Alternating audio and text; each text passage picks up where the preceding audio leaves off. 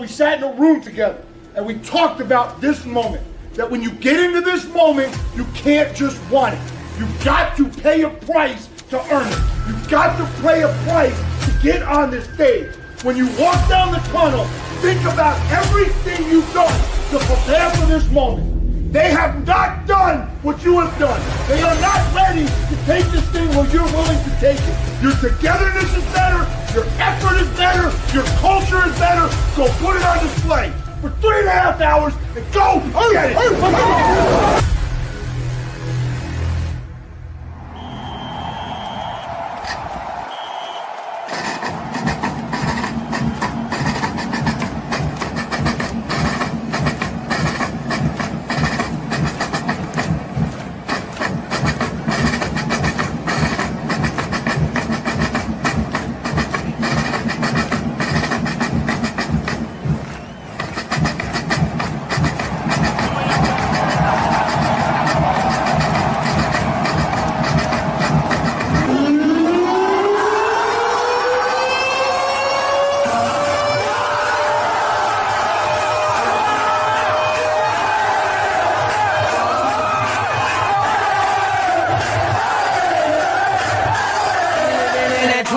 Century, doing something mean to it. Do it better than anybody you ever seen. Do it, scream from the haters. Got a nice ring to it. I guess every superhero need his theme music. No one man should have all that power. The clock's ticking, I just count the hours.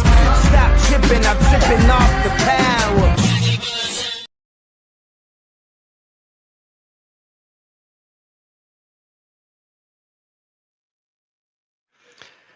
Howdy, Aggs. Welcome into the Aggie Audible. I am your host, Lee Hillis, and game week is here.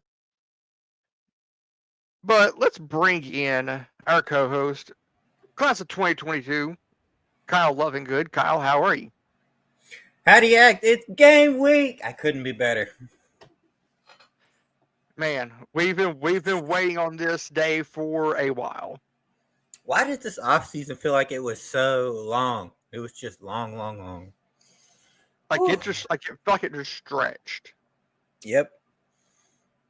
But the anticipation just made it feel even longer. Because we've been seeing clips for months. I mean, we saw clips last season. That's why. But going back to last season, the glimpses of what we saw last season, I feel like should be a reason to give A&M fans hope for this year. Because we saw what this offense can look like with Marcel Reed at the helm. LSU? Exactly. Florida. Yep. Marcel's first start goes out and beats Florida 33-20. Right, that's crazy. It was his first start. That's a good point. And then A&M fell extremely flat against LSU to start out. Pull Connor out and never looked back.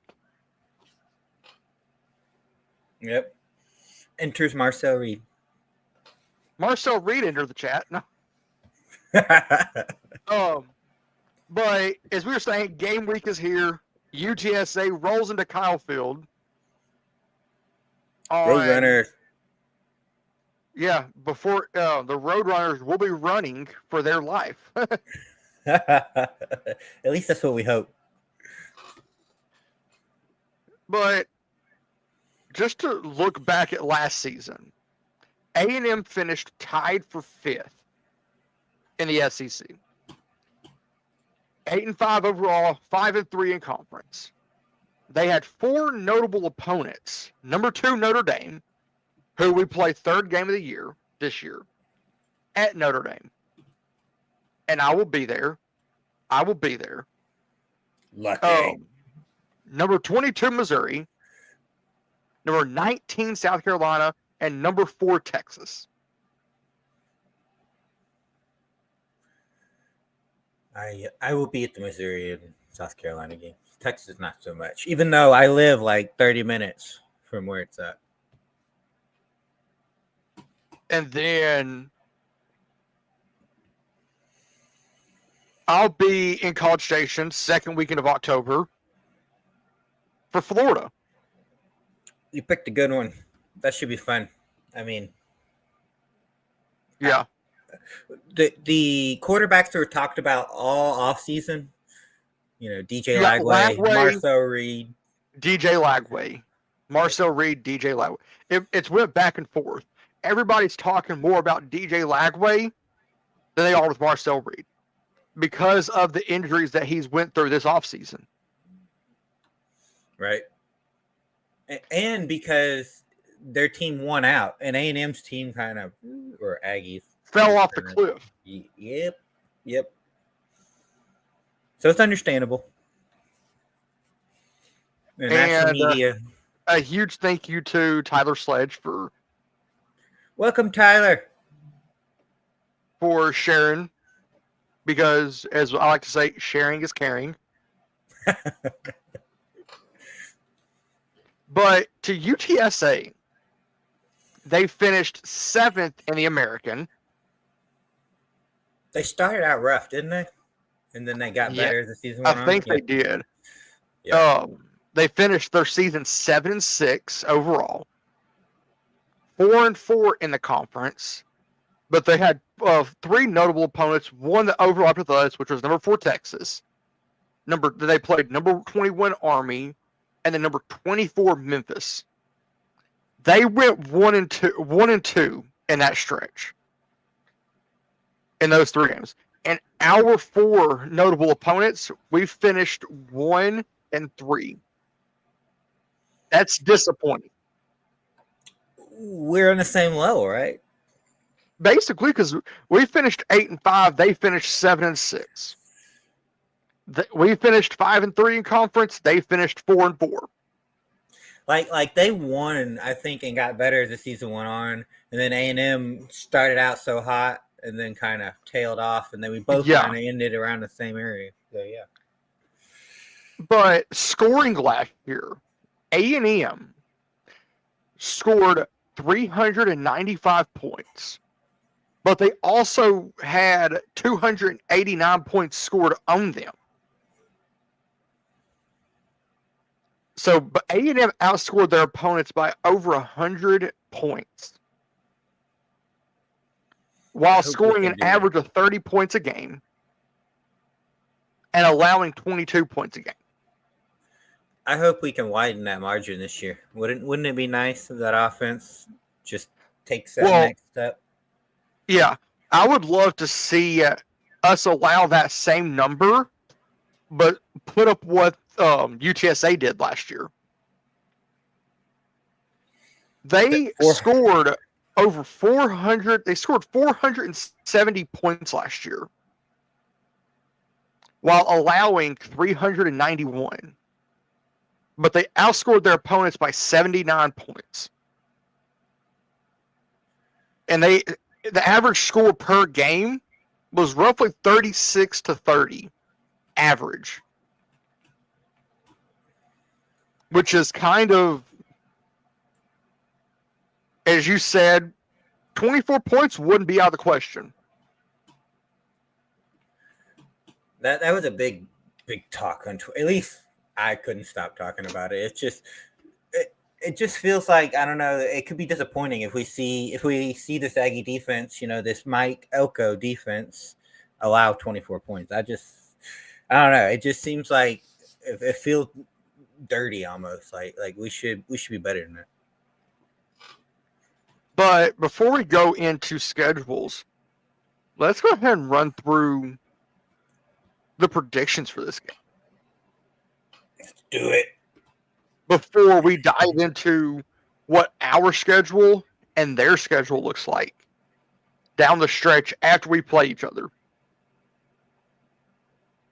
So, do you want to start this? Starting off. Go ahead. I'm thinking A&M total yardage, 542 yards. That's of total offense. If we do that, I will be happily walking out of Kyle Field on Saturday night. Only allowing 180 total yards. Yeah, if they're getting only 180 yards, UTSA is not getting 24 points. So yeah. Sacks, I think A&M walks away with 5.5 on the game. You must have been reading my notes because I said 5 sacks. I think A&M gets 5 sacks. I think Cassius Howe is a big reason why, though. Hey, don't sleep on TJ Searcy. Oh. I watched some of his Florida tape over this offseason, and he's a bull in a china closet. I mean, he rushes, surprises. Yeah. And the dude's not even starting week 1 based on what A&M put out their final depth chart. Right. So statistically, what do you have for predictions for A&M and UTSA? I mean, I agree with you. I think A&M may not quite get 500. It'll be close, right around that ballpark. I think UTSA may get a little bit more, maybe like, I don't know, 250 yards, somewhere around there. I think they may get some drives. They may sustain some drives, but they might be able to I think the A&M will come up with some big plays, like interception, fumbles, as they start to try to make a move to kind of dampen it down. But we're going to save the score prediction for the very end of this. Hey, I got mine right here ready to go. So, looking at the schedule for both teams down the stretch, after we play UTSA this weekend, next Saturday at Kyle Field, we host Utah State. Then we travel to South Bend to take on the team that beat us in the season opener last year. Can A&M get revenge? If the Aggies go 3-0, how are you going to be feeling at that point in the season? Like, they take care of business here. They get to Notre Dame. The statement that I've made is, what if we go into Fayetteville October 18th? What if we go in there 6-0? Which, I mean, it's doable. I see it. But then you're off the third weekend of September. Last weekend of September, you're hosting Auburn. So 3 of your first 4 games you play are at home. That's really nice. Yep. 4 of your first 5 are at Kyle Field. Going into start of October, Mississippi State. Yep. Rolls into Kyle Field. And then we pay for it in the back half of the season. And to look at this, okay, 2 of your first 6 games are ranked in the top 15. Yep. You could easily walk out of that front half.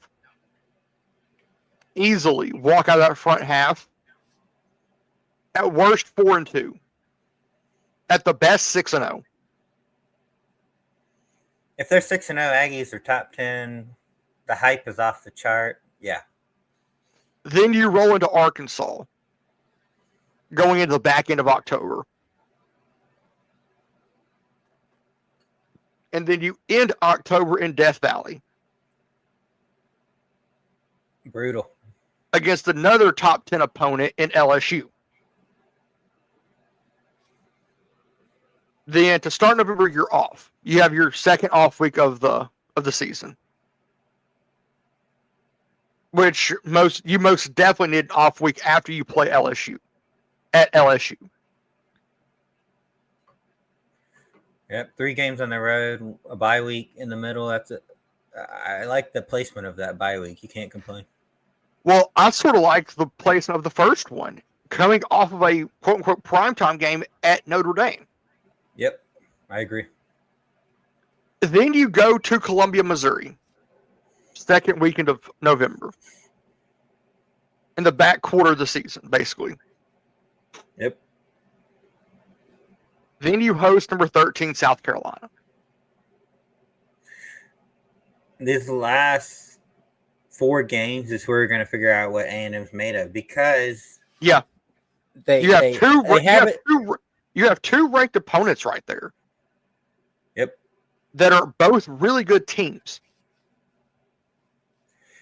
And it's just the way the seasons have tended to go for A&M. They get hot at the beginning of the season. They get the hype. They get the ranking, and then it just seems like right when you need them to take that next step, you implode.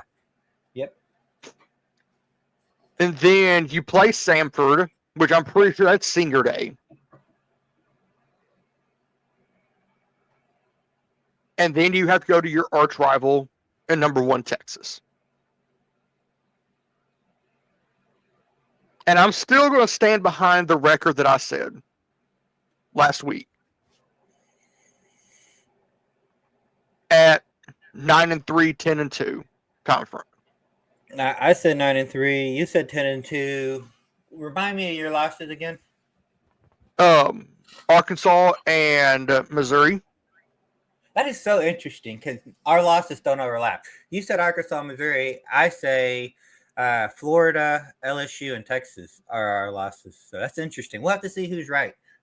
We'll have to play that game through the season. And then, 3 weeks into the season, what we're going to do, and I haven't told him this, we're going to go look and see where every team stands in the conference every few weeks. So it'll be interesting to see how everything stands in conference play or in conference record-wise every few weeks. So kind of like how teams are they moving up and moving down? Kind of the trends. Talk through that. Or who's staying flat. Right. That'll be fun. But then UTSA. So they play us this week. They play another Texas school in Texas State. Then they play Incarnate Word at Colorado State. And then they're off the week that we play Auburn. They play 4 straight. 2 at home, 2 on the road. Yep. Then you have to go to Philadelphia to play Temple. Yeah, I'm glad you know where they're at. I sure didn't. They play at Lincoln Financial Field. Then you have to go play Rice. I know where that's at. That's in Houston. And then you have to go play at North Texas in Denton, Texas. Then you host Tulane. Go to South Florida, which a score update on that game, South Florida throttled Boise State tonight. Yeah, I watched that. That was what? Like, what's going on? Boise State don't have Ashton Genty, that's why. And USF may have put themselves on the map because they look good, and they played. And then UTSA has to go to Charlotte. Yep. Host Eastern Carolina, and then they post Army in the year. I mean, for a G5 school, this schedule is entertaining, in my opinion. I mean, I would watch this. I mean, I'm going to keep up with this. That looks fun. And it's funny who their quarterback is, or who their quarterback's kin to. Hang on. Very true. Which we were taught this before. So UTSA's quarterback is kin to a former A&M quarterback in Randy McCowan. Randy won the Big 12 championship and the Sugar Bowl in the 1998. Yep. So before we head into basically the starting lineups, we did get the uniform reveal. Ooh. And Kyle can tell you this, the video is legit. They did good. They did real good. So here is the A&M uniform reveal for week 1. Oh, it's the 12th man standing at the ready for the Zero Texas Aggies. This is the best student section right here in college football. One of the loudest venues in college football. State fans stand up the entire game. They're 3,000 strong in one of the great venues in college football. The 12th man. This Aggie crowd going berserk now. They're about to go crazy now. Never underestimate the crowd. I think the whole SEC right now is watching Texas A&M. We're saying, I don't want any of that. The great roar for the 100,000 plus seat Kyle Field. This crowd just never stops. The 12th man.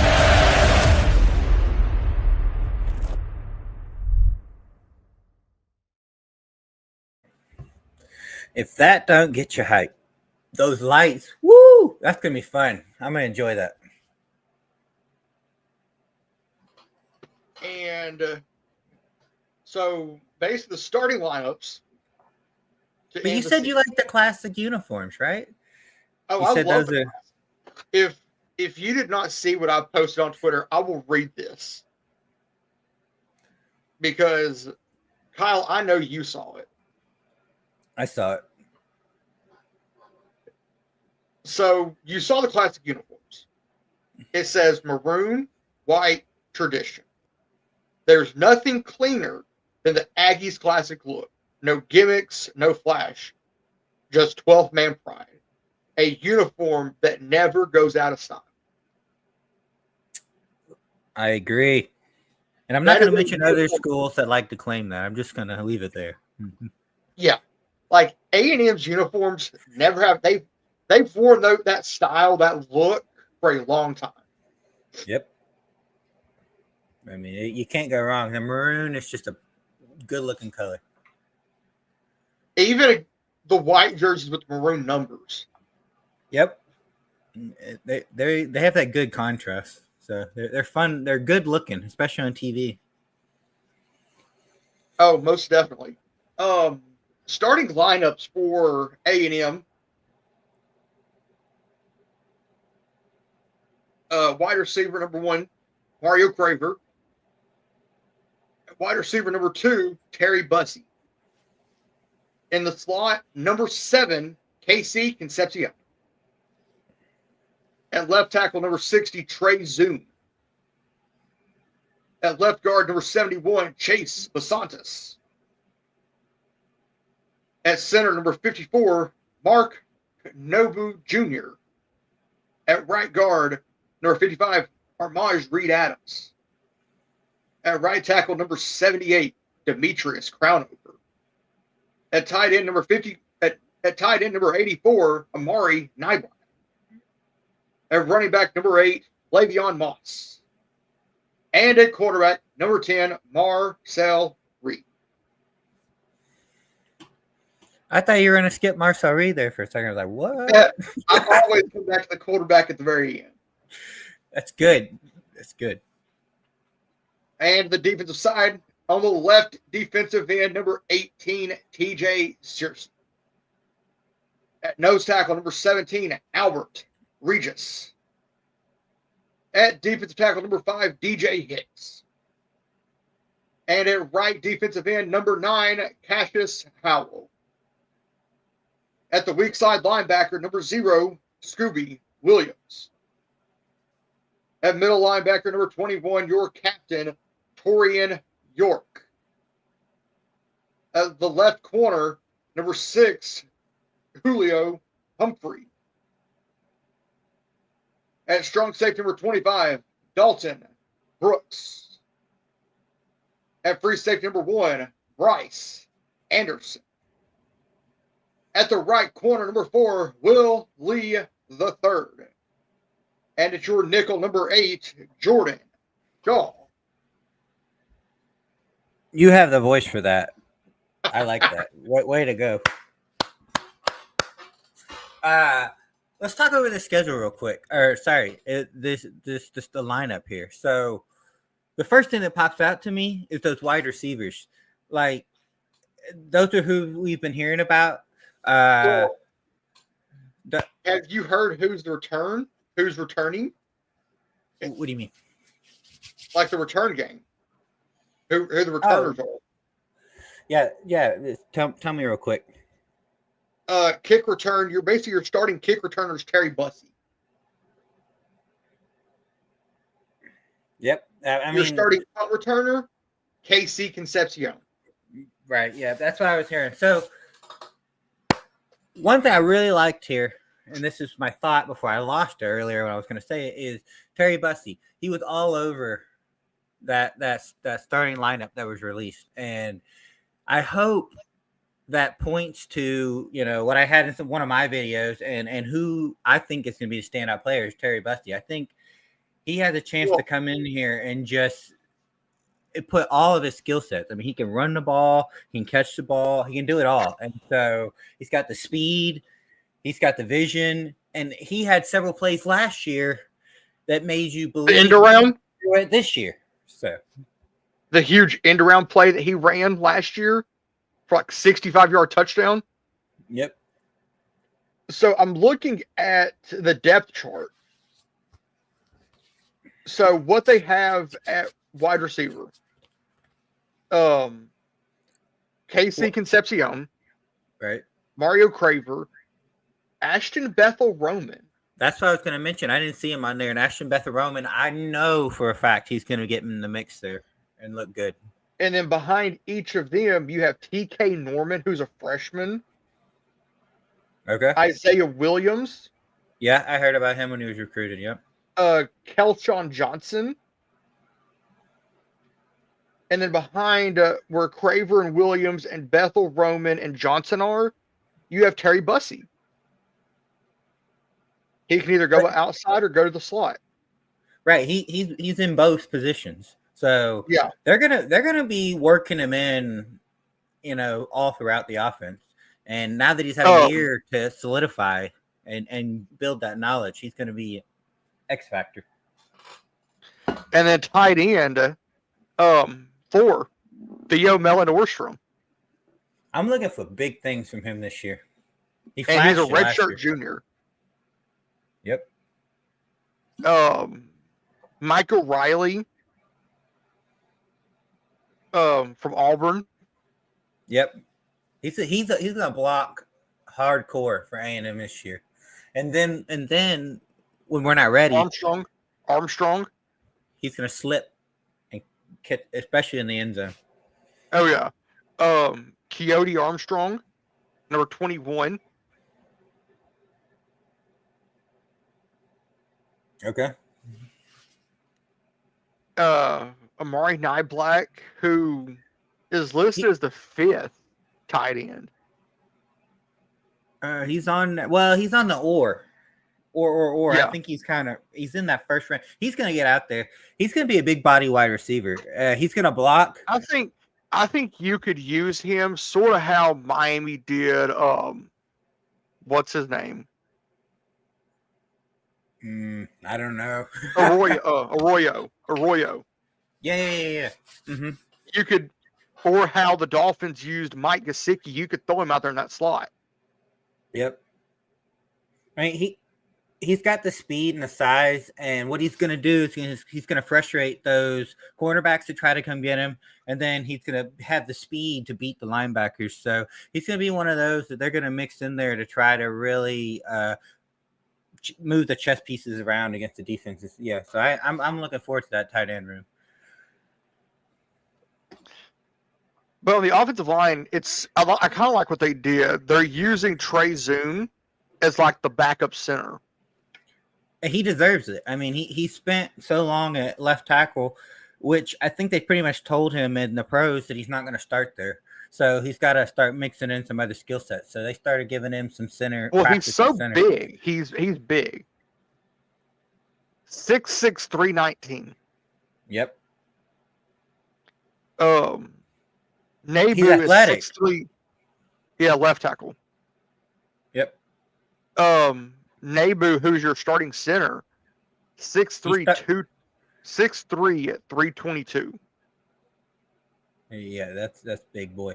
And he started last year before he got hurt. So he's got his spot back. He's going to come in and show. He had the chip on his shoulder, so he's going to show what he didn't get to show last year because he got injured like right there at the beginning of the first game. So. Yeah. Defensively, Dayon Hayes. Have you watched his Pitt tape? Have you gone back and watched that? So he was at Pitt and then went to Colorado. Right, correct. But he has more tape at Pitt. So go watch his Pitt tape. He flashes. He makes plays. Yeah. Because I watch a lot of Texags, and they said that there's nothing that this kid cannot do. I believe it. From watching what I saw, he looks like he's going to get out there and make a name for himself. And then, like, behind him, you have TJ Searcy. I mean, he had a couple plays I was watching where he comes off the end and he just bum rushes and gets to the quarterback when he was playing for Florida. So I'm looking. I mean, I really like the mix of talent that we brought in here on the defensive line, especially the ends. Yeah. And then, like, you have like DJ Hicks, Landon Rink, the freshman. Landon Reek, he's been one of those that we've been hearing out of fall camp. He's got that, he's come in with that mean streak, and he's going to be able to maybe get him some time just because he looks so good. Well, he's not a tall kid, but he's built. He's 6'2", 294. Yep. And that's not much smaller than DJ Hicks. Hicks is 6'3", 295.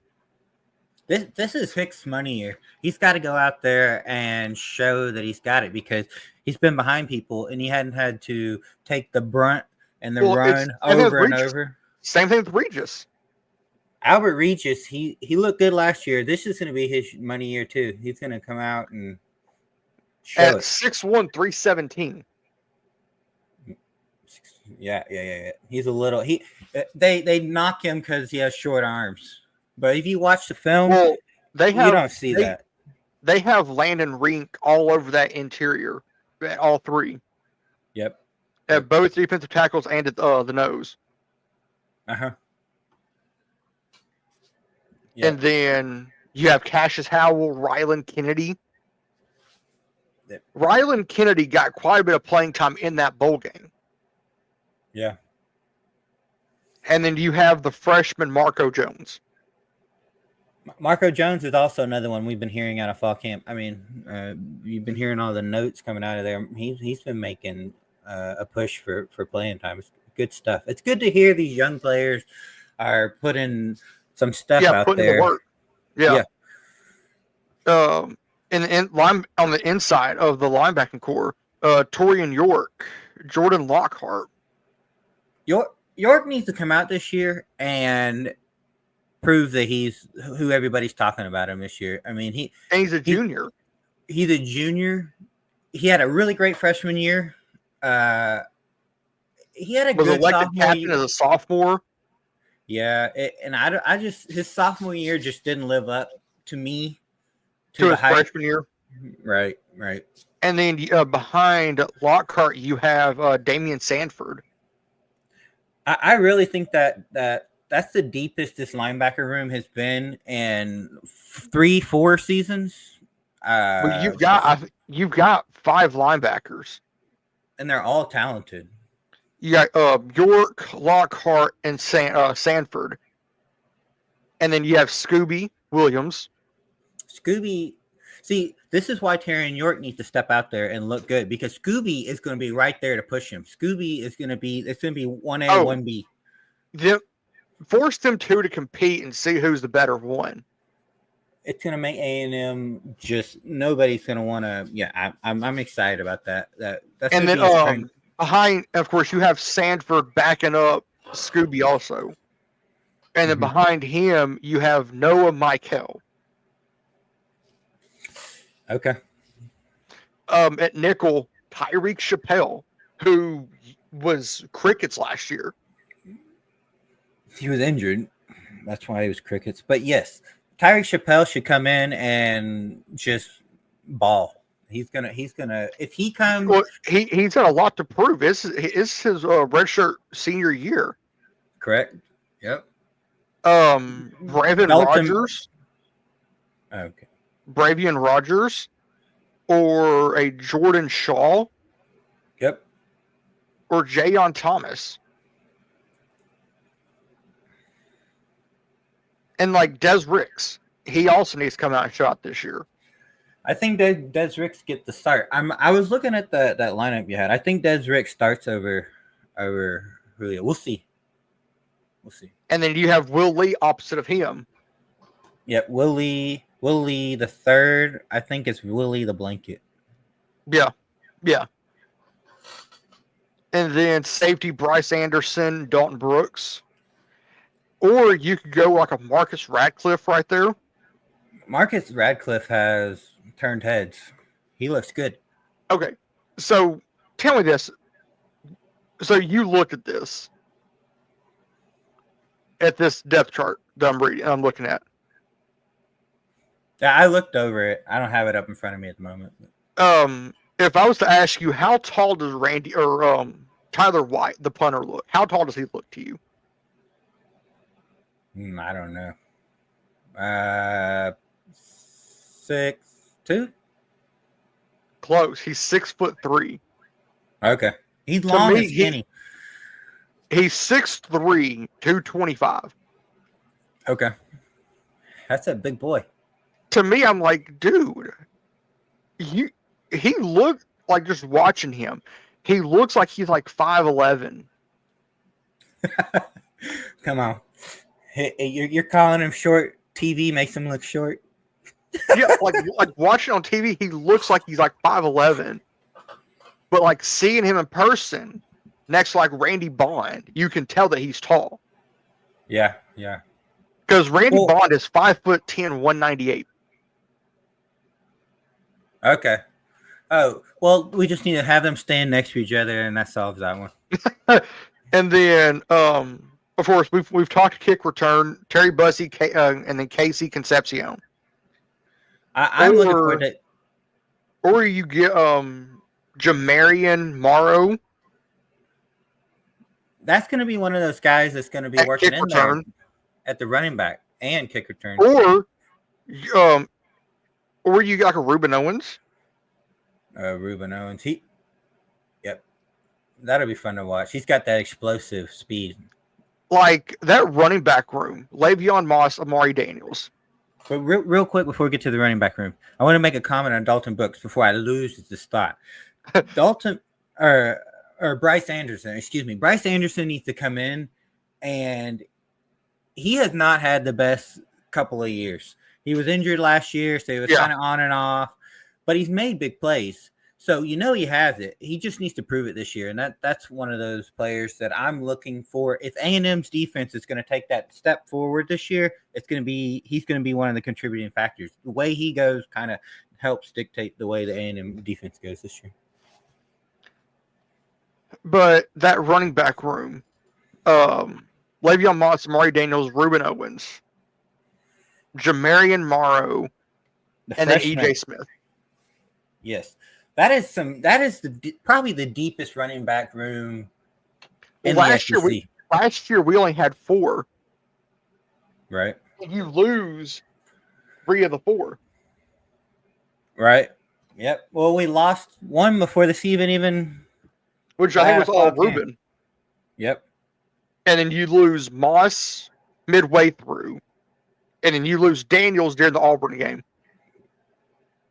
Yeah, that was tough. That was tough for all the injuries. And that's why you're glad that we have all those running backs. And that's why the freshman, Jamari Morrow, he is going to have a chance to work some time in there. Because if the injuries happen, if that, God forbid, allow him to get his feet wet just in case injuries do happen. Right. He needs to get some of those touches, especially early on in the season, so that against teams like UTSA, Utah State. Right. And he's going to look, I mean, everything I've heard, he looks like fantastic out there. And he may be one of the crown jewels of that recruiting class from last year that they picked up real late in the class. And Mike Elko snuck him in. And I do want to say this. I think we've talked about this. I think Moss is limited until we hit Notre Dame. I 100% agree. I think he gets he starts, gets those rushes, gets the feel for the game, gets the groove, and then we start mixing it up with all the other running backs. That's with Daniels, with Owens, with Morrow, with Smith. Yeah, if you're looking at that depth chart, it's Moss or Reuben Owens. And I thought that was really significant because Reuben Owens has earned himself that starting-ish role. That or tag. Or. There's a lot of ors on there. We can row down the river with them all. the or. But to wrap this thing up, let's look at UTSA. Let's do it. Starting at wide receiver, number 19, Willie McCoy III. Starting wide receiver, number 14, Devin McEwen. Starting at wide receiver, number 18, David Amador II. At left tackle, number 55, Kamar Missouri. I am not going to attempt that left guard. At center, number 57, Ben Rios.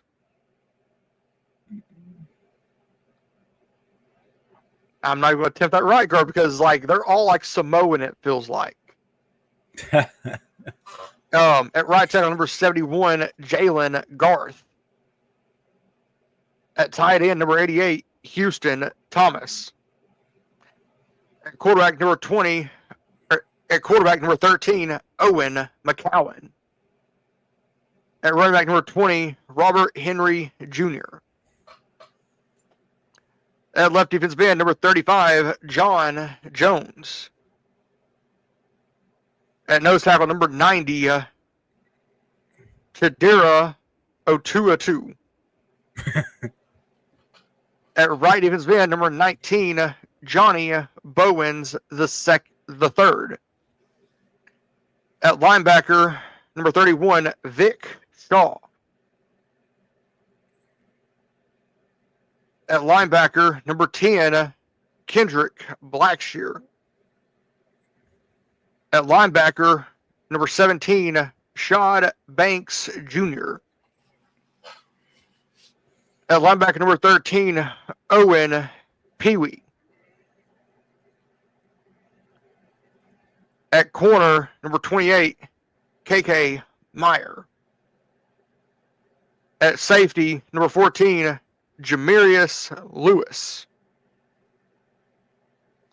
At safety, number 18, Jimmy Wyrick. At corner, number 30, Davin Martin.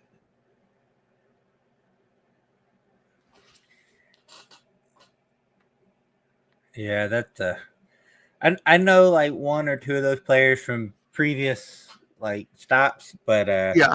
like Owen McCown's like the only one I really have like any knowledge of. So yeah. Well, yeah, he's from Texas, so Right. But game day's 2 days away. I'm excited. So final score prediction. What do you think? And then we got to do our bold predictions after this. So. All right, final score. You going first or am I going first? I'm going first. All right, got it. We kind of talked about this just briefly, and I thought you were reading my notes at first. So anyhow, here we go. My final score, I think Texas A&M scores 46 points, and I think that UTSA scores 17. They don't get to 24 points. They're not going to do it. The defense is going to make me happy, okay? You know, this is the feel-good part of this, right? I want to walk out of Kyle Field and feel like the defense accomplished what they set out to do. What about you? Well, we went somewhere very similar. I went 48-17. I think A&M comes out. They're as explosive as advertised. Who scores the first touchdown since you're so explosive? I think within the first 5 minutes, or I'm gonna say within the first 3 minutes of the game. Woo! We better get the ball first. I'm gonna say first 3 minute drive by A&M. Within 3 minutes, within a 3 minute drive, I think it's a long pass, 25-30 yards from Marcel Reed to KC Concepcion. Oh, I was hoping you would say Mario Craver because that's who I've got. I got Mario Craver with a deep ball over the top. So, what I'm fixing to say, it's not A&M news, but it is SEC news. All right. We have a flip alert. Flip alert. Tristan Keys,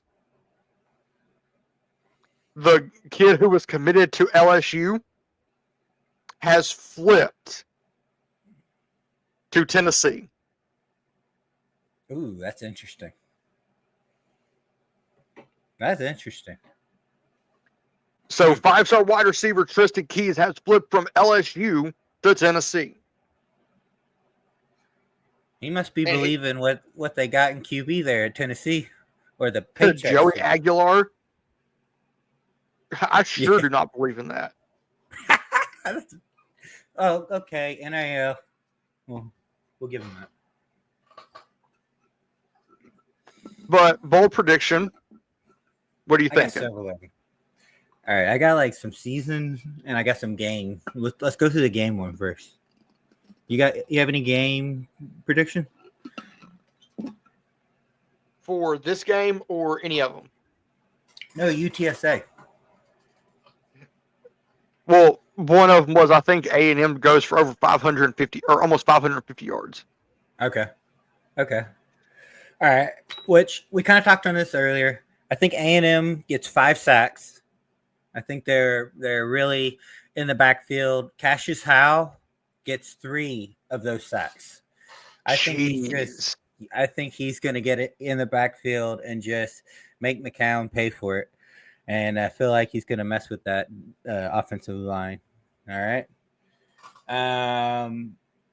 I think Texas A&M. I think you can get on board with this one, Lee. I think Texas A&M, since you're so excited about the running back room, I think 3 different running backs score a touchdown. I think Le'Veon Moss, Amari Daniels, and Reuben Owens. What do you think about that one? I think 4 running 4? backs. Who's the 4th? EJ. EJ. All right. I like On it. a screen. Ooh, yeah. Or a wheel route. Yeah. Yep. Let's see.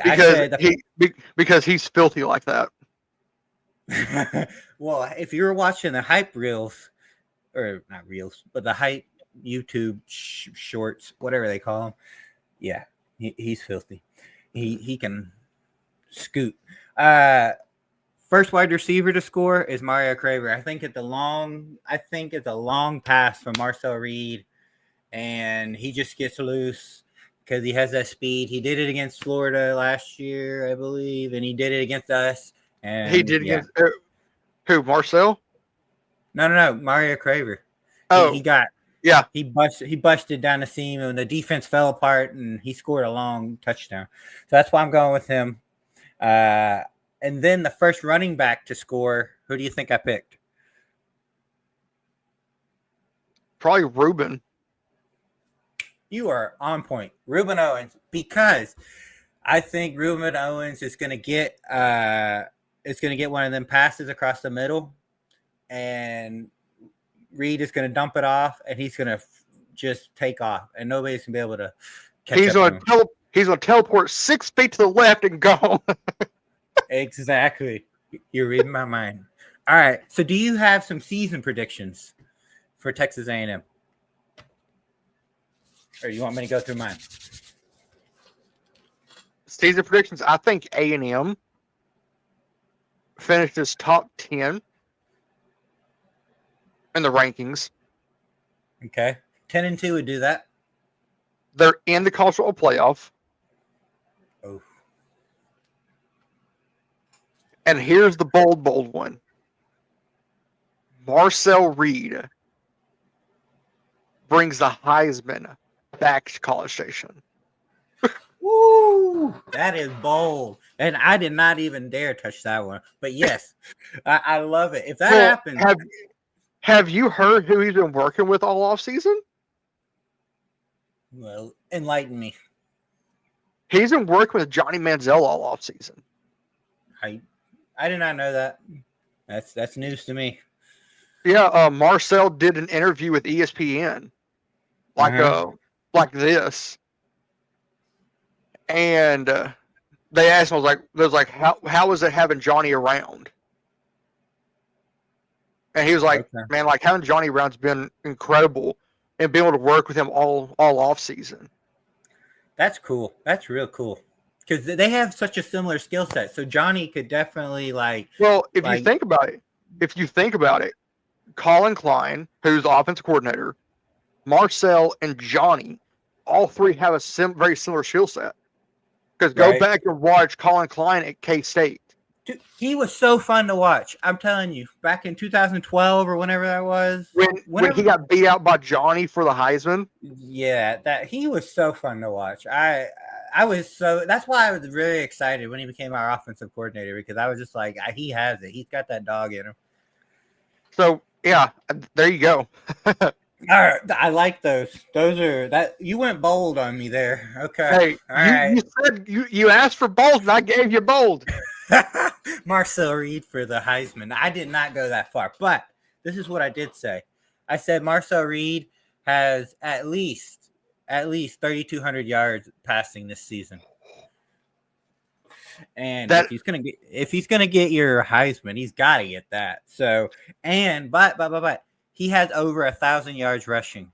I was going to say is probably 4,500 total yards. Yep. Yeah, that would put me right around the ballpark or what I'm saying. And then, can I guess how many touchdowns? rushing and passing. All right, go ahead. I'm going to say in the ballpark of 30. You're correct.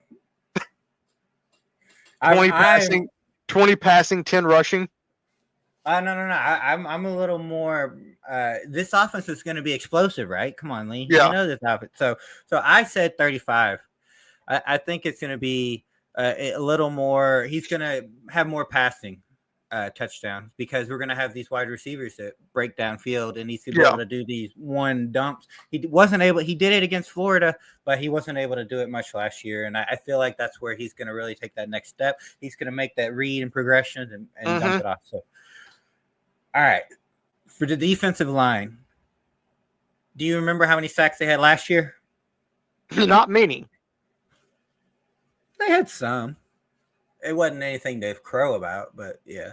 They had 25. They had 25 sacks last year, which is kind of disappointing, being that, Wrecking Crew, Texas A&M, I would say double it. Double it. I didn't go that far, but I said they're going to at least have 35 sacks. Give it 10 more on that. Just depending on how the season goes, I feel like 35 sacks it sounds about right, because I feel like the ends are going to be creating havoc. Pushing everything back inside. Correct. Cassius Howe, Deion Hayes, TJ Susie. Yeah, I feel like those guys, I feel like we did an excellent job with the transfer portal, with the defensive ends, and that's why I'm really excited about that. And we're going to increase that sack total production. And we're going to have a secondary with senior legging guys that are going to be able to hold the passing game in check so that we can rush and not feel like we're going to get burned. So that's kind of that mix of things. All right, I got two more for you. I'm going to go quick so we can get this there. So I think 4 wide receivers get at least 600 yards this season, which is not crazy, I think, and that kind of fits into the ballpark with Marcel Reed with 3,200 yards, because he's going to be hitting the tight end sometimes, and he's going to be hitting who's the other player? Wide open across the middle. Reuben Owens. Yeah. We're hitting Reuben Owens. So that's where some of those passing yards are going to go. But I think at least 600 yards. So Casey Concepcion, Mario Craver, Ashton Bethel Roman, let's say he pops on the scene, they could get more than that. Well, there was a statement that I read that was talking about Bethel Roman, how he started coming on late in the season. Yep. And he's the question is, can he continue that? I really think, based on what I've been hearing out of fall camp, it sounds like he's primed and ready to go. So he's getting me excited just talking about it. And then I think our breakout tight end. Who do you think that's going to be? Thor. Don't overthink this one. Thor. Theo. Thor. Thor. The Swede. The Swede. The Swede. I love it. That one play where he catches it up the middle. It's like the big Swede. Yeah, I love that. So that's stuck with me. I think he gets 450-ish yards passing this season. I think he really comes on.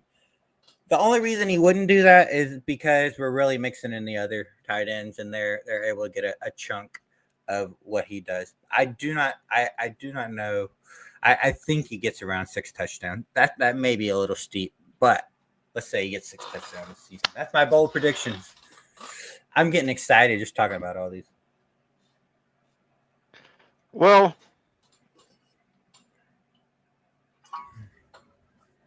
Aggies, you don't have to go home, but you can't stay here. Let me throw the logo back up. But